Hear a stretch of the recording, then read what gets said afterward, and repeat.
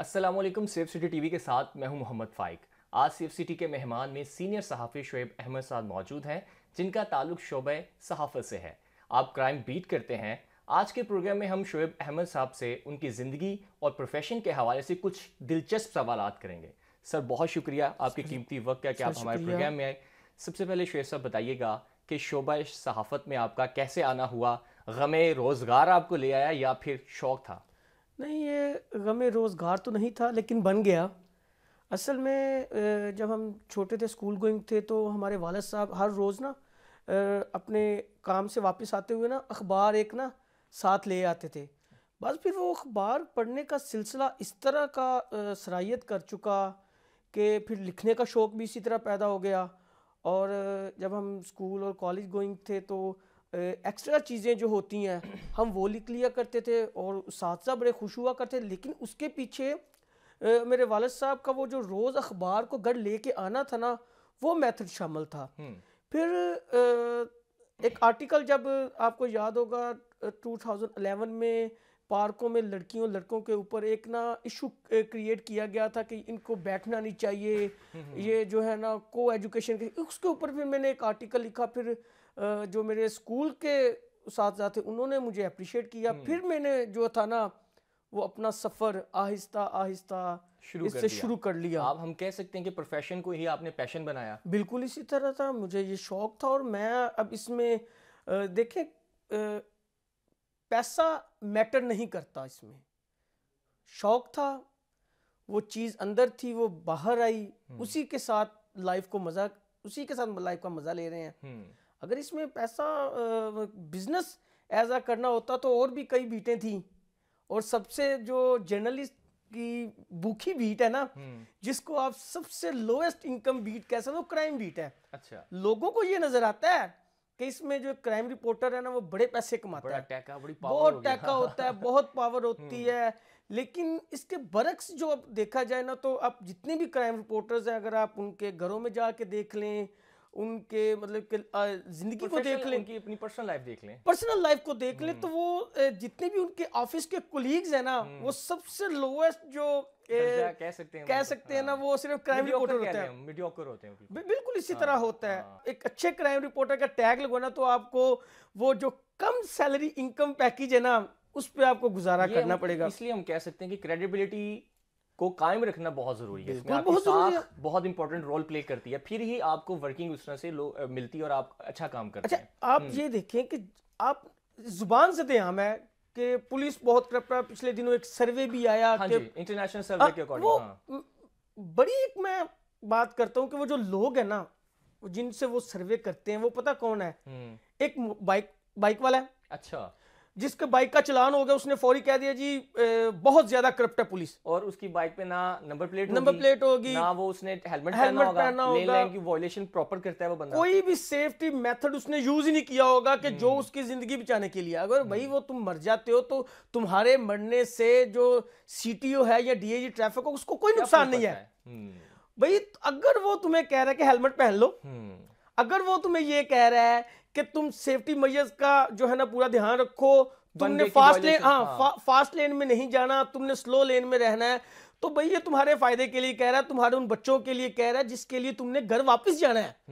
ना तो तुम्हारी जिंदगी से गर्ज है डीआईजी को, ना आईजी को, ना सीटीओ को। तुमने कल मरना, तुम आज मर जाओ, उनको कोई फर्क नहीं। लेकिन वो आपकी गालियां खा रहे हैं, धूप में खड़े हैं, बिल्कुल खड़े हैं। सर्दी की शिद्दत कितनी ज्यादा है। सर्दी की शिद्दत को छोड़ दे, बारिश को देख ले यार। सर्दियों में बारिश भी होती है, तब भी वो खड़े ठीक है, वो खड़े। वो उसकी एक कोशिश ये है कि यार ये आया, ये घर चला जाए। लेकिन अच्छा, उसने कह दिया करप्ट है, चले ठीक हो गया। अल्लाह दिता थानेदार बैठा थाने में और दो पार्टियों का आपस में लेन देन का तनाजा चल पड़ा। एक पार्टी सच्ची है, उसको पता है मैं सच्चा हूं, एक झूठी है, उसको पता है मैं झूठा हूं। अच्छा, अगर अल्लाह दित्ते ने ये बात कह दी उन दोनों के सामने कि भाई एक सच्चा एक झूठा है, अल्लाह दिता करप्ट है, बिल्कुल ठीक है। अच्छा, अल्लाह दिता करप्ट नहीं बना, उसका एसपी करप्ट बना, उसका डीआईजी करप्ट बना, उसका आईजी करप्ट बना, क्या हो गया? पुलिस करप्ट, एक वो करप्ट में कंसीडर हो पूरे एक इदारे को हमने 1 मिनट के अंदर करप्ट इदारे में कन्वर्ट कर दिया। कन्वर्ट कर दिया। ठीक है, देखा कि रियलिटीज क्या है, इसकी ग्राउंड रियलिटीज टोटली डिफरेंट होती हैं। रियलिटी सिर्फ इतनी है कि अल्लाह दिते ने सही को सही कह दिया, गलत को गलत कह दिया। बस इतना सा, बस इतनी सी रियलिटी है। अब तीसरे नंबर पे चले जाते हैं। एक मनशियात फरोश को पकड़ लिया नजीर थानेदार ने। अच्छा, अब नजीर थानेदार अदालत में जाके ये कह रहा है कि सर ये मनशियात फरोश है, सर ये हमारे बच्चों का कातिल है, सर ये स्लो पॉइजनिंग कर रहा है। अदालत उसको क्या कह रही है, तुमने पैसे लिए होंगे ना दूसरी पार्टी के से। अच्छा, वो जो एक जुमला था ना, वो सरायत करता करता नीचे नीचे नीचे नीचे नीचे चला गया। अब जो मनशियात फरोश का भाई है ना, उसने सबसे पहले जो बात करनी है ना, अब पुलिस करप्टर मैं अगर लाख रुपया दिता हूं ना तो मेरा भाई अंदर नहीं सी होना। ठीक है, अब नजीर ने अपना काम किया, नजीर ने गालियां भी खाई हैं, नजीर ने इल्जाम भी लिया, और नजीर की वजह से आईजी भी गंदा हुआ है। ये थी पुलिस करप्ट। ठीक है, जो ये सर्वे वगैरह करते हैं ना, वो आप ये कह लें कि ग्राउंड रियलिटी के नजदीक तरीन भी गुजर नहीं सकते। एक बहुत अहम पिलर हैं इस सारे इदारे के साथ, आपका ताल्लुक है। इवन दैट कोर्ट्स की भी बात करें, आप क्राइम रिपोर्टर हैं, इन सर्वे जो लोग करते हैं एटलीस्ट इनको इतना तो नॉलेज होना चाहिए होना कि ये सहाफत से बिलोंग लोग हैं, इनसे ओवरव्यू जाए। आपने पॉजिटिव को पॉजिटिव कहना है, नेगेटिव को नेगेटिव कहना है। जो आप सर्वे दे सकते हैं वो कोई नहीं दे सकता। ठीक है, अब देखें मिसाल के तौर पे आपका कभी ना एफबीआर के साथ वास्ता नहीं पड़ा होगा। ठीक है, परसेंटेज के हिसाब से करप्शन चलती है। 1%, 2%, 10%, 20%। ओके, और 20% कितना होगा? अगर आप 1 अरब के टैक्स के ऊपर चले जाएंगे तो 20 अरब कितना होगा सर? इधर हम आप 20 अरब 20%, 20% कितना होगा भाई? 1 रुपए को भी आप लगा ले। ठीक है, 20% तो इट्स वेरी ह्यूज अमाउंट। ठीक है, कभी ना किसी रिपोर्टर ने इसकी करप्शन का जिक्र किया है, ना किसी इदारे ने इसका जिक्र किया है। अब सब कुछ छोड़ दें, ये हम जहां पे हम बैठे हैं ना, 3 किलोमीटर दूर है लाहौर हाई कोर्ट। मोअज़्ज़ज़ जज साहबान इस टाइम इस वक्त अदालतों में इंसाफ दे रहे हैं। बिल्कुल इसी तरह आप दरवाजे के बिल्कुल बाहर आ जाएं, जो आवाज लगाने जो आवाज लगा रहे हैं आपने उसको भी 1000 रुपया देना है जी। इसी तरह आपने बाहर स्टाम्प 1200 रुपए वाला स्टाम्प आपने 2400 रुपए का खरीदना है। अच्छा, खुद देना है हमने, वो नहीं मार, ये शुरुआत हम लोग खुद करते हैं ना। लेकिन सर वो मांग रहे हैं ना यार, मेरा नहीं दिल करता कि मैं 1 रुपया भी ज्यादा दूं। मेरा नहीं दिल करता, लेकिन मुझे ये पता है कि जब मैंने लेट होना तो मेरे सेठ ने, मेरे ठेकेदार ने मुझे गालियां देनी है, मेरी तनख्वाह काटनी, मैं अपनी तनख्वाह बचाने के लिए वो 100 रुपया जो उसका हिस्सा था ना वो उसको दे के आ गया हूं। राइट, ठीक हो गया। अब हम फिर थोड़ा सा आगे चलते हैं। यहां पे ब्यूरोक्रेट्स बैठे हुए हैं, ये टांग पे टांग रख के ना 20% कमीशन लेते हैं। कभी जिक्र है इनका? आज तक नहीं जिक्र है। उसकी वजह पता क्या है? वो जो हमारे दोस्त अहबाब सर्वे करते हैं ना, उन्होंने सर्वे करना है रेडीबान से, लड़ाई वाले से, मनशियात फरोश से। चलें सर, ये तो एक रियलिटीज की बातें हैं ना, तो अब हम थोड़ा आपकी लाइफ की तरफ आ जाते हैं। बताइएगा कि आपकी ज़िंदगी काफ़ी मुश्किल होगी, सहाफ़त की ज़िंदगी कहा जाता है बहुत मुश्किल है। क्या उतार चढ़ाव अब तक आए हैं? कोई ऐसा एक्सपीरियंस जो वर्स्ट एक्सपीरियंस था आपका जो हम तक पहुंचाना चाहें? इसके बाद हम बात करेंगे उन स्टूडेंट्स के हवाले से भी जो जर्नलिज्म इस वक्त कर रहे हैं, मैस कम्युनिकेशन में पढ़ रहे हैं, उनके ऊपर भी हम बताएंगे। उनके लिए भी बहुत से सवालात हैं हमारे पास, क्योंकि ही इज़ वेरी एक्सपीरियंस्ड। तो सबसे पहले हमें बताएं अपनी लाइफ के बारे में थोड़ा सा। गरीबी का एक वाक़या सुनाऊंगा जी जी, और उसी ने ही मुझे स्ट्रॉन्ग किया था। जब ज़ाहिर है कि इंटर्नशिप में थी, टर्निंग पॉइंट आप उसको मेरा कह सकते हैं कि उसी ने मुझे ना स्ट्रॉन्ग किया था। 2 वाक़े हैं। एक वाक़या था कि जब मेरा स्टार्ट था, मैं इंटर्नशिप में था, तो ज़ाहिर है जेब में खर्चा खुर्चा तो हुआ नहीं था करता। पैदल घर से जाना, पैदल आना, 6-7 किलोमीटर पैदल रोज सफ़र तय करना। तो मेरे पास एक शूज़ थे, वो मैंने 3 साल यूज़ किए, सिर्फ एक शूज़ डेली, एक ही शूज आप 3 साल है ही वही थे। अच्छा, ये वही कुल सासात है, वही कुल सरमाया था। अच्छा। तो एक रात ना उन शूज की कॉर्नर की वजह से ना मेरे पाँव में भी वो निशान है, वो मेरा मेडल है निशान। अच्छा, मेरा खून जख्म हो गया। अच्छा, मेरी वालदा अल्लाह उनको सेहत दे, तंदुरुस्ती दे, तो वो ना जब मैं घर गया तो मैंने ना पाँव इस तरह किया तो मेरी वालदा जो है ना वो रोने लग पड़ी। मेरी वालदा कहती पुत्र तू छड़ दे, तू एडा पढ़िया लिखा, एडा तू समझदार है पुत्र, तू होर कोई काम कर लै, तेरा अंकल तेनू यूके लैके चला सी। उनका उधर होटल बिजनेस है, वो मुझे कह रहे मेरे वालदा को कहा था उन्होंने कहा मुझे शुएब दे दें, बस मैं उसको ना यूके में उनके होटल का चेन है अच्छी खासी, मुझे शुएब दे दे, मुझे यही चाहिए उधर। पुत्र चला जा, खुदा वास्ते चला जा, छड़ दे पोखे तो की करेगा। वो मेरा टर्निंग पॉइंट था। मैंने कहा आज मेरी माँ रोई है इस वजह से कि मेरे बेटे के पास कुछ नहीं है।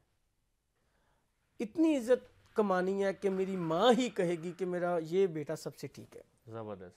अच्छा, यहाँ पे सबसे खूबसूरत बात ये है कि आपने कंसिस्टेंसी को कायम रखा है, आपने छोड़ा नहीं। ये आप झुके भी जा सकते थे, नहीं, लेकिन आपने कहा कि इसी के अंदर रह के अब मैं करके दिखाऊंगा। फिर सेकंड जो चीज़ थी जिसने मुझे बहुत स्ट्रॉन्ग किया, मैं इस्लामाबाद एक इदारे में काम करता था, नाम नहीं लेना, तो उनकी ना थोड़ी सी फरमाइशें जो थी ना वो मेरी समझ से बिल्कुल बालातर थी, क्योंकि ज़िंदगी में फरमाइशी काम किया नहीं है। उन्होंने रात को 1:30 बजे मुझे जो उन्होंने फ्लैट दिया हुआ था उधर से निकाल दिया। अच्छा, रात को 1:30 बजे, जॉब से भी उसी टाइम निकाला। अच्छा, अखबार में था तो 1:30 बजे शिफ्ट ऑफ होती थी, तो उन्होंने मुझे ना, जब मैं मेरे एडिटर ने मुझे कहा शुएब साहब बेस्ट ऑफ लक, मैं कहा है अच्छा, मैं कहा अब आप जा सकते हैं, आपका जो बकाया जाता है वो आपको क्लियर कर देंगे, आप जा सकते हैं। अच्छा, उस रात इस्लामाबाद में मूसलाधार बारिश थी और मेरी जेब में थे 380 या 70 रुपए के करीब पैसे थे, और ज़ाहिर उधर फ्लैट उनका था, खाना उनका था, तो पैसों की ज़रूरत नहीं पड़ती, जो मतलब सैलरी होती थी वो घर मैं भेज दिया करता था। तो मैंने उस टाइम किसी को फ़ोन करके अपना दुख सुनाना या उधर किसी दोस्त के पास रहना मुनासिब ना समझा। मैंने कहा चलो अपने घर चलते हैं, घर ही होता है ना। मैं 13 किलोमीटर था उधर से, मैं फैज़ाबाद पहुंचा था, और वो रात मैंने किस तरह सफ़र किया है वो सिर्फ आप ही जान सकते हैं, वो सिर्फ मैं या मेरा अल्लाह जानता है। उसने मुझे इतना स्ट्रॉन्ग कर दिया, इतना स्ट्रॉन्ग कर दिया। मैं तब भी आपने सहाफत को नहीं छोड़ा? नहीं, मुझे मज़ा आ रहा था उसमें। हो सकता है कि मेरे पास इस वक्त मेरे अल्हम्दुलिल्लाह 5 भाई हैं, उनसे कम पैसे हों।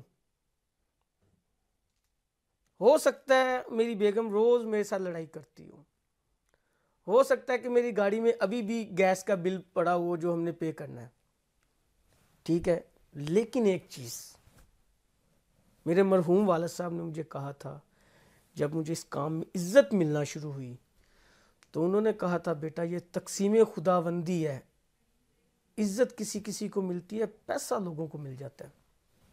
That's all।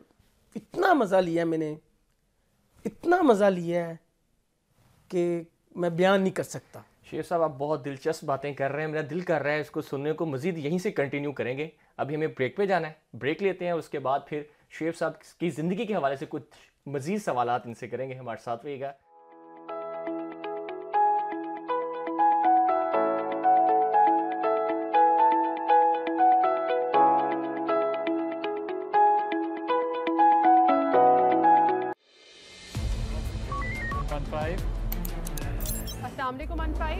एक मशवरा तो दें, एसी लेना चाह रहा हूँ, कौन से ब्रांड का लूँ? अस्सलाम वालेकुम 15। मुझे भूख लग रही है, ज़रा कैमरा चेक करके बताएं, बेकरी खुली है? अस्सलाम वालेकुम 15। जी, मैं घर जा रहा था तो रास्ते से एक बंदा मेरे सामने से गुजर गया। अस्सलाम वालेकुम 15।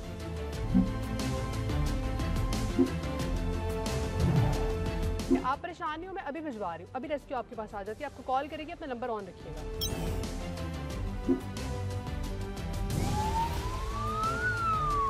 15 पर लाहौर समेत पंजाब भर से रोजाना 80 से 90 हज़ार कॉल्स मौसूल होती हैं। रोजाना मौसूल होने वाली कॉल्स में 85% गैर मुतल्लिका होती हैं।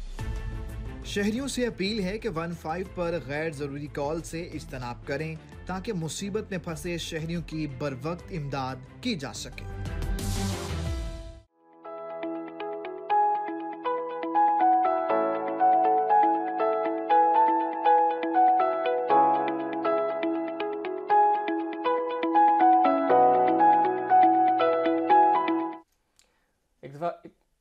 फिर आपको प्रोग्राम में खुश आमदीद कहते हैं। शुएब साहब हमारे साथ मौजूद थे। शुएब साहब, बताइएगा कि आजकल स्टूडेंट्स बहुत ज़्यादा जर्नलिज्म कर रहे हैं, मैस कम्युनिकेशन की स्टडी भी कर रहे हैं। आपका एक्सपीरियंस काफ़ी है इस फील्ड में, क्या सजेस्ट करना चाहेंगे किस तरह से ड्यूरिंग स्टडी वो ख़ुद को पॉलिश करें, स्टडी करने के बाद वो किस फील्ड में जा सकते हैं, ख़ुद के स्किल्स को वो किस तरह से जज कर सकते हैं शोबा सहाफ़त में? ये सारी बातें आज आप जो हमारे नाज़रीन इस वक्त देख रहे हैं आप उनको बता दीजिए। देखें, हमारे जो इस वक्त बच्चे यूनिवर्सिटी से पढ़ के जर्नलिज़म में आ रहे हैं ना, मैं इंतहाई अफसोस के साथ कहना चाह रहा हूँ कि उन बच्चों का मुस्तकबिल ज़ाया किया जा रहा है। इंतहाई अफसोस के साथ ये बात मैं कहना चाह रहा हूँ। उसकी रीज़न क्या है? मैं रीज़न बताऊँ। जी जी। अब पाकिस्तान और भारत का अगर मुआवजा करें ना, तो भारत के अंदर 4000 के करीब न्यूज़ चैनल्स हैं जिनके पास लाइसेंस है और सब पेड है। 4000 ठीक है। पाकिस्तान में कितने हैं? पॉपुलेशन भी देखें ना उनकी। सर पॉपुलेशन को हमने इस तरह ना करें। फिर जरा एक चीज़ को आप नोट करें, जब आप यूनिवर्सिटीज़ में धड़ाधड़ बच्चों को एक प्रोग्राम के ऊपर लॉन्च कर रहे हैं, तब अपनी आबादी को देख रहे। पब्लिक प्लस प्राइवेट, पब्लिक तो ठीक है, ऑलरेडी गवर्नमेंट ने इंस्टीट्यूट बनाए हुए हैं, ठीक है। अब ये काम गवर्नमेंट का सबसे पहले कि वो बच्चों को ये बताए कि हमारे पास मार्जिन ये है, राइट, और तादाद ये है।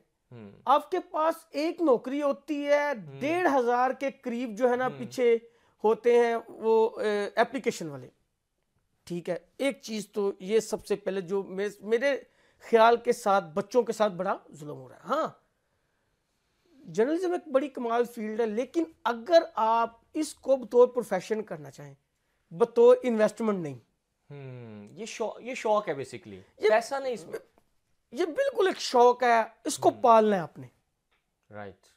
इसको रोजी का जरिया बनाए, बिजनेस का जरिया नहीं। रोजी जो आपके काम में अल्लाह ने लिख दी है वो मिल जानी है आपको, वो मिल जानी है। बिजनेस ये है कि मैं आपकी फोटो लेके आपके पीछे घूमता रहूं कि ये देखो ये तुम फलां होटल में फलां लड़की के साथ खाना खा रहे हो। भाई मुझे अल्लाह ने लाइसेंस दे दिया ये ब्लैकमेलिंग का। ये क्या चीज है? हमारी जो नई जनरेशन है ना, वो इसको एज अ चार्म ले रही है, एज अ प्रोफेशन नहीं ले रही। मतलब एथिकल नहीं देख रही इसको, एथिकल नहीं देख रही। एथिक्स होते हैं ना, आपने एथिक्स को देखना होता है। एथिक्स यकीन करें कि पास से भी नहीं गुजरे, बालातर हैं इससे वो लोग। क्यों? उनकी जो जामियात में तरबियत कर दी जा गई है ना, वो करेगा तू ही पढ़ के तू ही सुप्रीम हो। ब्रेक लेते हैं, उसके बाद फिर शुएब साहब की जिंदगी के हवाले से कुछ मजीद सवालात इनसे करेंगे। हमारे साथ रहिएगा।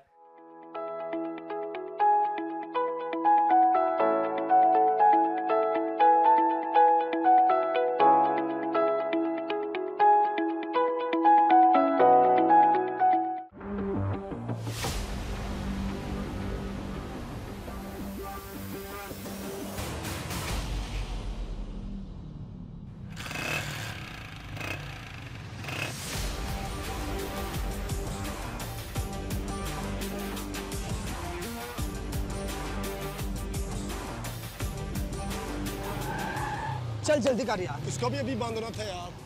चल जल्दी कर, कोई वाल्डर नहीं है यार, जाने दे।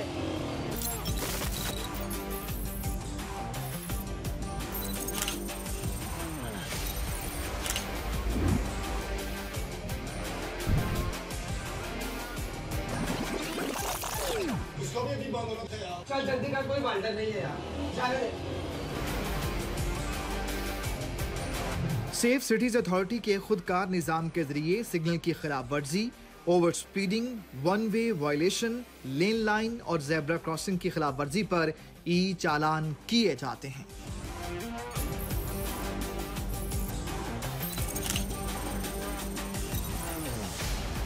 आलमी दायरा शुमारियात नेम्बियो के मुताबिक सेफ सिटीज के इंटेलिजेंट ट्रैफिक मैनेजमेंट सिस्टम की बदौलत आलमी रैंकिंग में लाहौर के ट्रैफिक इंडेक्स में नुमायां बेहतरी आई है।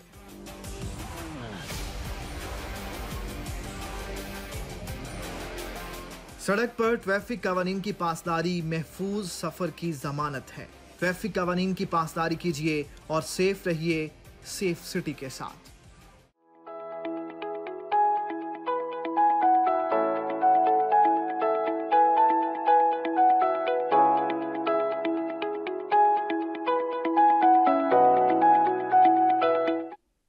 जी हाँ, welcome back once again. Over to Shoaib साहब। श्वेब साहब, स्टूडेंट्स के हवाले से हम बात कर रहे थे, बताइएगा कि स्टूडेंट्स को क्या करना चाहिए ड्यूरिंग स्टडी या स्टडीज़ के बाद जर्नलिज्म की। देखिए, जो अपने आप को एक अच्छा जर्नलिस्ट बनाना चाहते हैं बच्चे और जो इस काम में महारत हासिल करना चाहते हैं, उनको चाहिए कि सबसे पहले एक फोकस कर लें, अपनी एक फील्ड टारगेट कर लें, टारगेट एक सेट कर लें।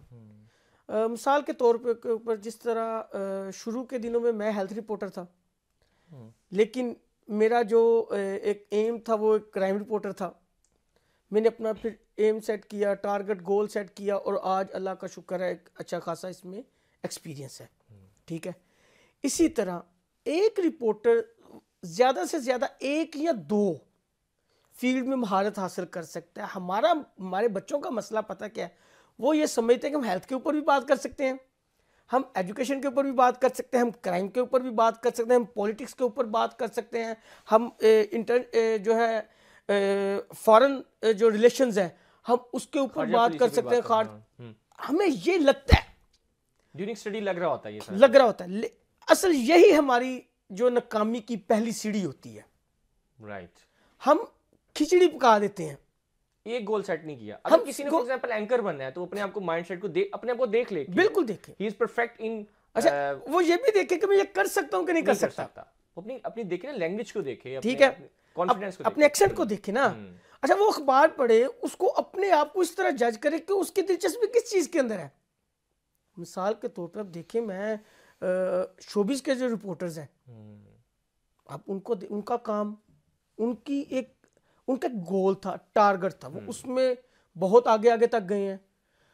मेरे दोस्त हैं, मैं सबसे ज़्यादा बिजनेस की खबरें पढ़ता हूँ और उनको मैं इस लेवल की उनकी इज्जत करता हूँ कि क्योंकि वो मुझे अच्छा लगता था, मैं कर नहीं सका। अच्छा, ये भी एक बात है कि मुझे कॉमर्स रिपोर्टर बनना सबसे अच्छा लगता था, मैं नहीं बन सका, लेकिन उनको पढ़ना, उनको देखना तो मेरा काम है ना। अब हमारे बच्चों का ये मसला है कि हम समझते हैं कि इस मोबाइल के ज़रिए हम सारे काम कर सकते हैं और इसी वजह से आके वो डगमगा जाते हैं और फिर वो ट्रैक पे नहीं चढ़ सकते। उनको ये चाहिए कि सबसे पहले एक फील्ड सेट कर लें, अपनी एक गोल सेट कर लें। किसी भी चीज, पॉलिटिक्स के अंदर अगर आपने आना है, एक्चुअली उनके माइंड में ये होता है कि हम हर फील्ड में जा सकते हैं। ऐसा नहीं होता। मल्टीपल फील्ड्स हैं इसमें भी। ठीक है, मिसाल के तौर के ऊपर अभी ये जेल रोड के ऊपर आप शाम को चले जाएं, जितने भी स्पेशलिस्ट डॉक्टर हैं इस रोड के ऊपर बैठे हैं, कोई एक 4,000 फीस ले रहा, कोई 5,000 ले रहा, और एक मेरे जैसा कामो बैठा हुआ है, वो 200 रुपये में भी मरीज चेक कर रहा है, वो दमे के मरीज का भी इलाज कर रहा है, वो हड्डियों का भी इलाज कर रहा है, वो दिमाग का भी इलाज कर रहा है, तो फिर उसने उतना ही इलाज करना है। और एक जो 5,000 रुपये फीस ले रहा है, स्पेशलिस्ट है, उसने वो इलाज करना है। बच्चों को भी ये चाहिए, स्पेशलिस्ट बनना है। बच्चों को ये चाहिए कि वो स्पेशलिस्ट बने।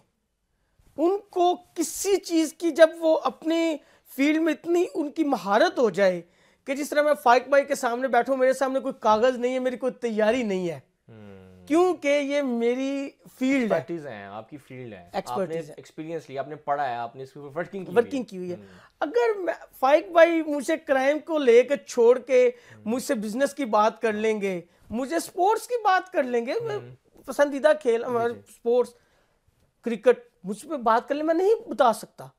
मैं सिर्फ वही बात कर सकता हूँ जो मोहम्मद दीन रेडी फरोश बात करेगा कि बाबर आजम आज 0 पे उठ रहे, शुएब भी वही बात करेगा कि बाबर आजम आज 0 पे।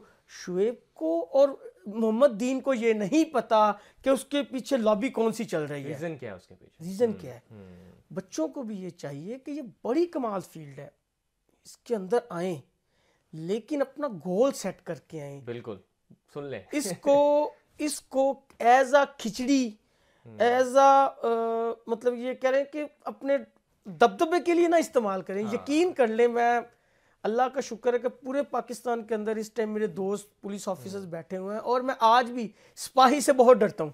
अच्छा, मैं आपको खुले दिल के साथ ये बात बता रहा हूँ कि मेरा ये काम मेरे दबदबे के लिए नहीं है, ये मेरा शौक था और शौक को मेरे अल्लाह ने रिज़्क में तब्दील कर दिया है। जबरदस्त। अब मैं इसको लेके एक सिपाही के ऊपर, थानेदार के ऊपर अपना रोब नहीं जमा सकता। और मैं जब भी नाके पे खड़ा होता हूँ या मुझे खड़ा करते हैं तो जो सबसे पहली मेरी बात होती है ना, वो ये होती है, भाईजान अगर कोई गलती होगी तो माफ़ी दे दो। यकीन कर ले मैं इस तरह करता हूँ कि भाईजान कोई गलती होगी तो माफ़ कर दें।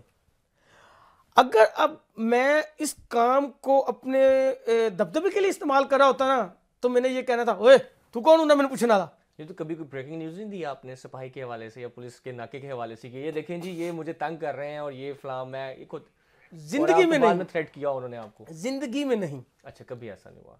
ठीक है, तो मुझके फिर हम आपको उन जो अक्सर एक बित है और एक सुना जाता है कि लिफाफा सहाफ़ी है, उससे बाहर ले जाएं आपको। मैं यकीन कर लें कि मैं कल रात की बात बताता हूँ कि मेरा आबाई शहर गुजरांवाला है।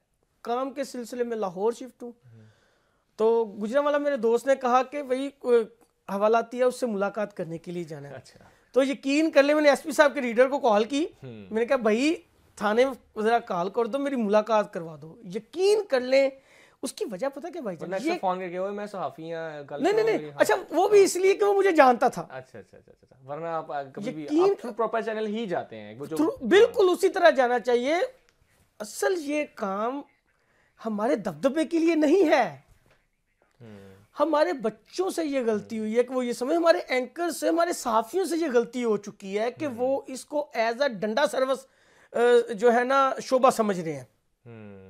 यकीन करें ये नहीं है। अच्छा शुएब साहब, कभी कोई ऐसी खबर जो आपने बीपर के तौर पे दी और उसके बाद उस खबर के ऊपर एक्शन हुआ हो, वो चेंज हो गया वो सारा सिनेरियो, जिसके ऊपर आपने फॉर एग्जांपल कोई कहीं पे कोई ऐसा मसला हो गया है, उसको आपने हाईलाइट किया है और बाद में सॉल्व हो गया है, शेयर करना चाहिए नाज़रीन से? बहुत सारे। अच्छा, बहुत सारी हैं। कोई एक बड़ी डिफरेंस ये जो मैं आपको बता देता हूँ, ये जो अभी ऑर्गेनाइज क्राइम यूनिट बना है, ये आज से 1 साल कबल मैंने तजवीज़ दी थी। अच्छा, इस क्राइम यूनिट की, क्राइम यूनिट होना चाहिए, ये 1 साल ऑर्गेनाइज्ड यूनिट होना चाहिए पंजाब पुलिस, उसका एक डीआईजी होना चाहिए, पूरे पंजाब को वो हैंडल करता है। अभी सब लाहौर में सीआईए से कन्वर्ट। हाँ ठीक है। आर्टिकल में मैंने 1 साल कबल तजवीज़ दी थी। ठीक है। ऐसा क्या था आपके माइंड में कि आपने ये तजवीज़ दी? सर ये काम करते करते ना अब खुद चीज़ों का अंदाज़ा हो चुका है कि ये इस तरह नहीं है, इस तरह होनी चाहिए ये। ठीक है, इसमें फील्ड गुजर चुकी है। जब मैं आया था तो मेरा इस फील्ड में जब मैं आया था ना क्राइम बीट में, तो मेरा वेट था 58 kg, अब मेरा 80 के करीब वेट है। तो बाल उस तरफ सारे काले थे, अब ज़रा सफ़ेद होना शुरू हो चुके हैं, पता चल जाता है। चलें, क्राइम, आपने एक ऑर्गेनाइज क्राइम यूनिट की बात की है, तो इसी के हवाले से हम बात करते हैं कि पंजाब पुलिस का ज़बरदस्त विजन है जी कि स्पेशल इनिशिएटिव पुलिस स्टेशन, और वो चेंज हो भी गया। अजी पंजाब साहब की बड़ी इसमें स्ट्रगल है और उसके अलावा जितने भी सब ऑर्डिनेट्स उन्होंने बहुत मेहनत की है। पंजाब के तमाम थाने सिप्स में कन्वर्ट हो चुके हैं। बिल्कुल। आप क्या समझते हैं कि ये थाने चेंज होने के बाद जो अमले का रवैया है वो वैसा ही है या फिर चेंज हो गया? देखिए ऑन दी रिकॉर्ड आज हम बात कर रहे हैं और आपसे पूछना इसलिए मुनासिब समझते हैं क्योंकि आप इस फील्ड से वाबस्ता हैं और आपका डेली उनसे मुलाकात या उनसे मिलते रहते हैं। देखिए पुलिस जो है ना, जो आज से 20 साल कबल थी ना, वो अब चेंज हो चुकी है। अच्छा, ये आप सही, ये होता है ना जो फील्ड का रिपोर्टर होता है, बिल्कुल ठीक बात बता रहा हूँ ना। उसकी वजह पता क्या है? पहले अगर किसी थानेदार ने किसी पार्टी से 5,000 रुपये पकड़ना होता था, वो अपनी चेयर पे बैठ के ले लेता था। अब वो डरता है। अच्छा ठीक है। अब वो डरता है, वो कहता है कि यार कैमरे लगे ने, यार मेरे बॉस को पता चल जाएगा। पहले कत्लों की तफ्तीश में आप स्याह को सफेद करते थे, अब इस तरह नहीं है। उसकी एक बड़ी सादा सी रीजन है, थाने हमने खुद ठीक करने हैं। अमले का रवैया वो कम्युनिटी ने ठीक करना है। राइट, मतलब बिल्डिंग्स चेंज हो सकती हैं लेकिन जो वहाँ पर बैठे इंसान है उसको हमने खुद चेंज करना है। ठीक है। वो कैसे? वो आवाम कहती है कि हमारा इससे कोई ताल्लुक नहीं है, पुलिस वाला हमसे सही बात नहीं करता, या पुलिस जो जब जाते हैं उनसे बात करते हैं तो वो आगे से, हालांकि ऐसा नहीं है बिल्कुल भी। देखे ना, मिसाल के तौर के ऊपर अब आप हैं, आप सब इंस्पेक्टर भर्ती हो जाते हैं, तो आप किस कम्युनिटी से आए हैं? इसी कम्युनिटी से, नॉर्मल जो हमारी सोशल है ये सारी। तो आपके पास एप्लीकेशन लेके कौन सी कम्युनिटी आएगी? वही जिस मोहल्ले से मैं उठ के आया उसी मोहल्ले से आएगा कोई बंदा। तो फिर हमें मोहल्ले चेंज करने की जरूरत है, सब इंस्पेक्टर को नहीं। कम्युनिटी के अंदर से आप आए हैं, आप कम्युनिटी को बेहतर जानते हैं। राइट। मिसाल के तौर के ऊपर मैं एक मनशियात फरोश हूँ और आपका मेरा दोस्ताना था, आप पुलिस में चले गए हैं, अल्लाह ने आपको इज्जत दे दी है, कल को अगर लिस्टों में मेरा नाम आ जाता है तो आप ये तो नहीं कहेंगे कि ये मनशियात फरोश नहीं है। आप तो गलत को गलत कहेंगे। गलत को गलत। ये कम्युनिटी है। अगर आप चाहते हैं कि सड़क के ऊपर खड़ा हवालदार या सिपाही आपकी इज्जत करे तो आप उसको इज्जत देना शुरू कर दें। अगर आप चाहते हैं कि नज़ीर थानेदार जो है वो इंसाफ करे तो आप अपने मामलात में इंसाफ लेके आए। राइट। आप जाएं थाने में, जितनी एप्लीकेशन सच्ची है उतनी दे दें। बात यहीं पे ख़त्म करते हैं कि जब तक हम लोग खुद ठीक नहीं हो सकते, कोई दूसरा कैसे ठीक हो सकता है। आखिरी सवाल करते हैं, उसके बाद प्रोग्राम को फिर हम वाइंड अप करेंगे। सवाल ये है, आप फील्ड रिपोर्टर हैं, क्राइम के रिपोर्टर हैं, जर्नलिज्म के ऊपर भी हमने बात कर ली है। बहुत सारे तलबा, बहुत सारे जो हमारे नौजवान हैं, उनका शौक़ होता है कि हम पुलिस को ज्वाइन करें। आप क्या ओपिनियन देंगे, व्हाट इज़ योर ओपिनियन, कि उनको पुलिस को ज्वाइन करना चाहिए कि नहीं करना चाहिए? बिल्कुल करना चाहिए। देखें, पूरी दुनिया के अंदर मैं हमेशा बात करता हूँ कि पूरी दुनिया के अंदर सिर्फ 5 इदारे होते हैं जो हुकूमत की सरपरस्ती में होते हैं। आपका दिफा, आपका जुडिशल सिस्टम, आपका एजुकेशन सिस्टम, आपका हेल्थ सिस्टम और आपका पॉलिटिकल सिस्टम। दिफा यानी कि आप अगर ये कह लें कि पूरी दुनिया का निज़ाम 5 किसी चीज़ों में खड़ा तो उनमें एक दिफा है, और दिफा की सबसे पहली लाइन पुलिस होती है। अगर एक पढ़ा लिखा नौजवान आएगा, वो ईमानदारी के साथ सही को सही, गलत को गलत कहेगा, तो उससे क्या फ़ायदा होगा कि एक मेरे जैसा बंदा थाने में जाने से कभी घबराएगा नहीं।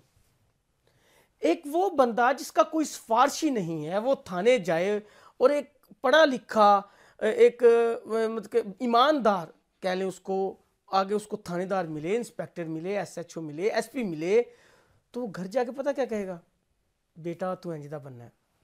उसकी एग्जाम्पल देंगे, मिसाल देंगे उसके। ठीक है। जिस तरह अभी रिसेंटली 12th फेल एक मूवी आई है, उसका किरदार देख लें। हम लोग रोल मॉडल को ढूंढना चाह रहे हैं, हमें मिल नहीं रहे। अगर पुलिस के अंदर अच्छे बच्चे आएंगे, पढ़े लिखे बच्चे आएंगे, तो यकीन करें ये पुलिस जो है ना, ये पाकिस्तान के बेहतर इदारों में से एक इदारा है। मैं आपको ये टू बी ऑनेस्ट बात कर रहा हूँ। पूरा पाकिस्तान में घूमता हूँ, पूरा पाकिस्तान घूमता हूँ। जितना इंसाफ जल्दी आपको पुलिस देती है ना, कोई इदारा आपको इंसाफ नहीं फराहम कर सकता।